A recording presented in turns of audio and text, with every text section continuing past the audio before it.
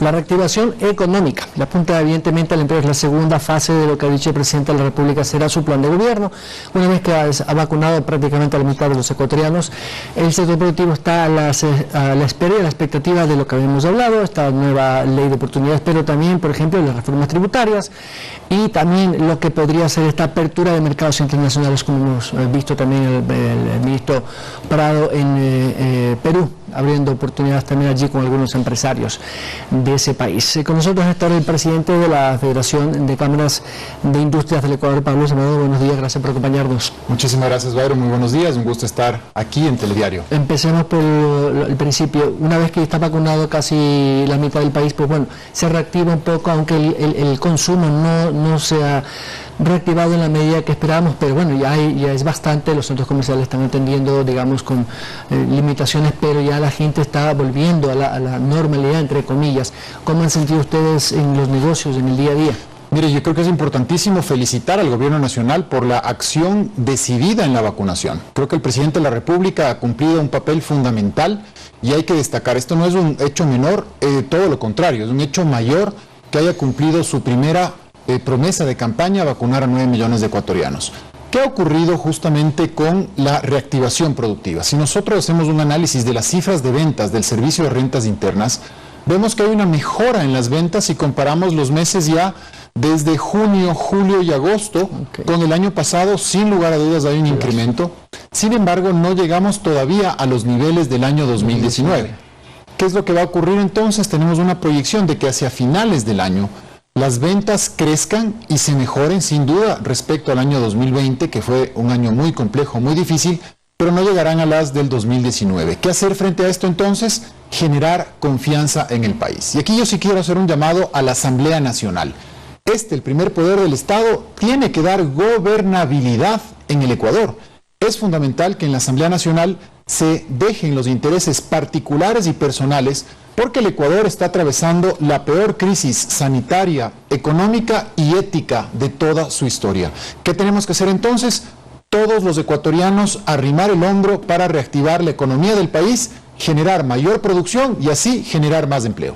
Ahora, estos temas que el presidente impulsa con la apertura de mercados y que el Ecuador sea un país para oportunidades o para hacer nuevos negocios, le apunta al sector industrial.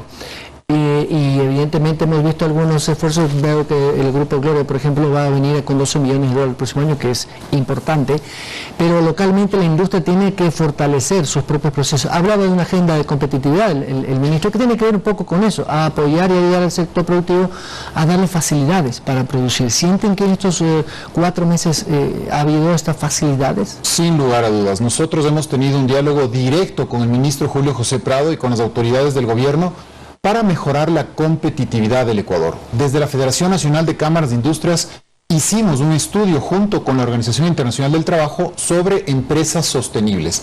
La sostenibilidad tenemos que entenderla basada en 3 pilares fundamentales: la sostenibilidad económica de un negocio, la sostenibilidad y el respeto al medio ambiente, y lo principal, que es justamente la sostenibilidad con las comunidades alrededor de los proyectos productivos.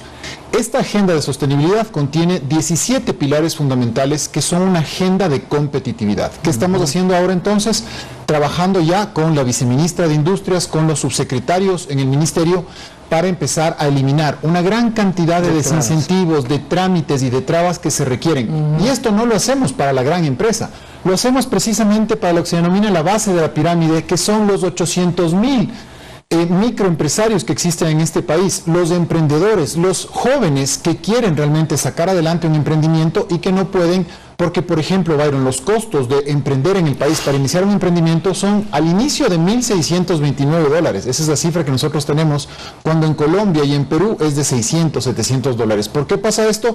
Porque hay que sacar el certificado, hay que hacer la inscripción, hay que hacer el registro, hay que pagar la patente, hay que pagar esto, hay que pagar el otro. Y demora meses. Y demora meses. Entonces hay que trabajar en esa agenda de competitividad que permita reactivar los negocios. Y respecto al tema de las inversiones que usted mencionaba, yo tuve la oportunidad de estar en una conferencia conferencia con industriales peruanos y con inversionistas peruanos para mostrar los atractivos que tiene el país. Y el Ecuador tiene fundamentalmente 3 atractivos. En primer lugar, su gente, las personas que trabajamos denodadamente por este país.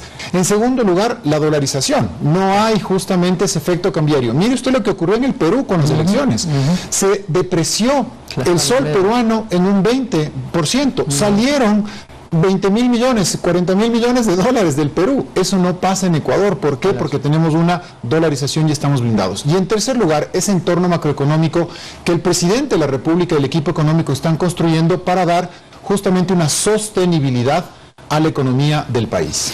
Ya lo veamos con nuestra anterior invitada. Este tema de la ley de oportunidades, ¿podrá convivir con el Código del Trabajo? Mira, es muy interesante. Nosotros tenemos que hacer algo y tomar decisiones para poder dar solución a esos 5.2 millones de personas que no tienen un empleo fijo.